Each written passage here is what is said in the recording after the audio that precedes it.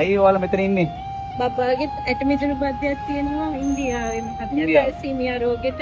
ආ. ඒකට අපි ඉතින් කෝටි එකමාරක් විතර හොස්පිටල් ගාස්තුව යනවා. ඒකට ඒ කියන්නේ මේ ළමයා සනීප කරන්න ඒ කියන්නේ තැලසීමියා රෝගී. තැලසීමියා රෝගය.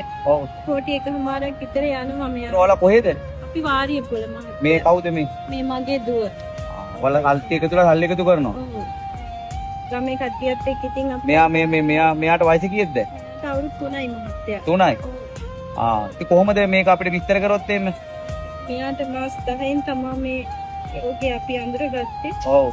ඉතින් ඒ වෙලාවෙ ඉඳන් අපි මෙයාට දන්නේ නැහැ අපිත් මේ ලෙඩේ ගැන හරියටම. ඔව්. ඒ දැනගත්තට පස්සේ ඉතින් මෙයාව ස්කූල් එකේ ඇඩ්මිට් කරලා ඉවරින්දන් ලේ දෙනවා. ඔව්. පොඩි කයන එක්පාරයි දුන්නේ. ඔව්. දැන් ඉතින් මාසෙකට දෙපාරක් ලේ දෙනවා. ලේ දෙන්න මෙයාගේ ඇඟේ අකට වැඩි වෙනවා. ඒ අකට වැඩි වුණාම එයාගේ එක ඒ කියන්නේ ඇඟේ වෙනස්කම් වෙනවා. ඔව්. ඉතින් ඒ අකට අයින් කරන්න අපි හැමදාම බෙහෙත් දෙන්න ඕනේ. බෙහෙත් දෙන ඉතින් උපහාට කලින් මෙයාට ඇඩ්මිට් කරන්න තමයි අපි හදන්නේ. මේ තමයි වගේම මෙයාව ජීවත් කරවන්න හදන්නේ. ඒක තමයි ඉතින් අපි ගොඩක් නෝන්සලා අපිට කෝටි එකමාරක් හොයාගන්න බෑ. ඒක ලොකු ගාණක්. ඒ මාත්‍ය ගොවිතැන් කරන්නේ. ගොවිතැන්? ඔව්.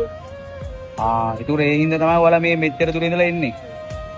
ඒතකොට මේ ලොරියේ වටේ යනවා ගම වටේ යනවා. ළමයා කඳුළු පිය දානවා නේද? මාත් ඔයාලට පොඩි උදව්වක් කරන්නම්. ඒක පොඩක් පින් සිද්ධ වෙනවා මහත්තයා. අම්මගේ මොකක් හරි දුරකථන අංකයක් තියෙනවද? ඔව් මහත්තයා තියෙනවා. දෙන්න දුරකථන අංකේ.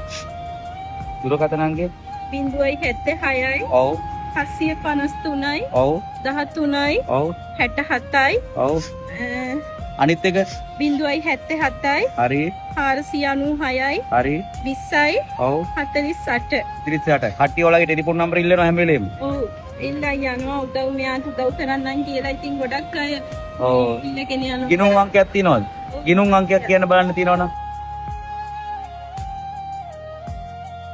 96යි හරි 57යි හරි 17යි ආ 44. නම මොකක්ද? RMS රත්නා ආගේ නම්බර දෙක